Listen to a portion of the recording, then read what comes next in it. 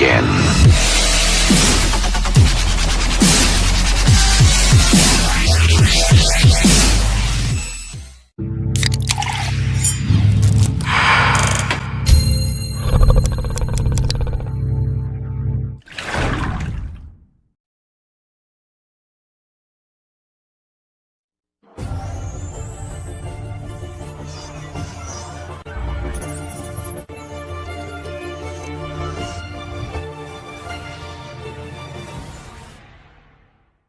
Again.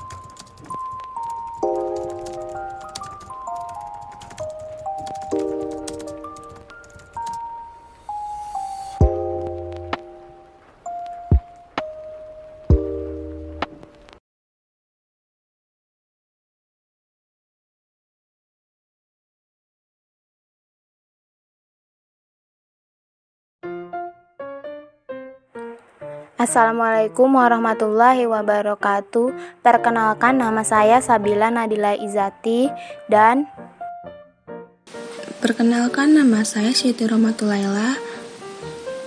Kami dari kelompok 13 akan membahas tentang dampak buruk penggunaan bahasa tidak baku. dampak buruk penggunaan bahasa tidak baku. Dalam Kamus Besar Bahasa Indonesia atau KBBI, pengertian bahasa secara umum dapat didefinisikan sebagai lambang yang digunakan oleh seluruh warga negara untuk berinteraksi, bekerja sama, dan mengidentifikasi diri. Penggunaan bahasa Indonesia yang baik dan benar menjadi salah satu kewajiban bagi seluruh warga negara Indonesia. Bahasa berperan meliputi segala aspek kehidupan bagi manusia. Salah satunya adalah untuk memperlancar proses sosial manusia. Bahasa tidak baku sering disebut sebagai bahasa gaul, karena bahasa tidak baku merupakan bahasa dengan pengucapan dan penulisannya yang tidak memenuhi kaidah standar, yaitu berupa pedoman ejaan atau EYD. Ciri-ciri bahasa tidak baku. Pertama, biasanya bahasa tersebut digunakan di kehidupan sehari-hari. 2. Sudah dipengaruhi oleh bahasa asing dan bahasa daerah. 3. Dapat dipengaruhi oleh perkembangan zaman.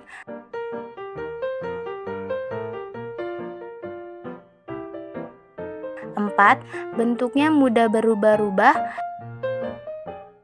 Dan 5. Mempunyai arti yang sama meskipun terkesan berbeda dengan bahasa baku.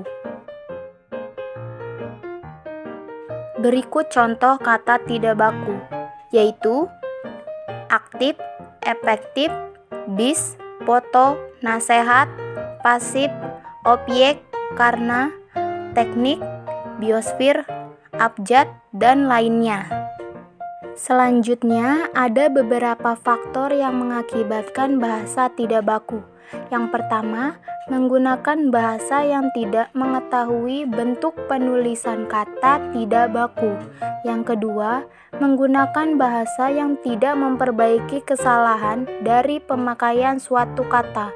Yang ketiga, menggunakan tata bahasa yang sudah terpengaruhi oleh orang-orang yang sudah terbiasa menggunakan bahasa yang tidak baku. Dampak negatif penggunaan bahasa tidak baku. 1. Masyarakat Indonesia menjadi kurang paham dalam menggunakan bahasa yang baku. Kedua, menimbulkan dampak negatif terhadap perkembangan bahasa Indonesia yang tidak baku sebagai identitas bangsa. Ketiga, dianggap tidak mencintai bahasa yang baik dan benar. Dan keempat, adanya kekeliruan dalam kalimat bahasa tidak baku. Dampak positif penggunaan bahasa tidak baku. 1. Bisa dipahami oleh khalayak umum. 2. Lebih terlihat keren. Dan ketiga, menimbulkan keakraban dalam berkomunikasi. Mengapa remaja sering menggunakan bahasa tidak baku daripada menggunakan bahasa Indonesia baku? Karena bahasa tidak baku yang begitu mudah untuk digunakan dalam berkomunikasi dan hanya orang-orang tertentu yang mengerti arti dari bahasa tidak baku tersebut. Maka dari itu, remaja lebih memilih untuk menggunakan bahasa tidak baku sebagai bahasa yang digunakan dalam kehidupan sehari-hari.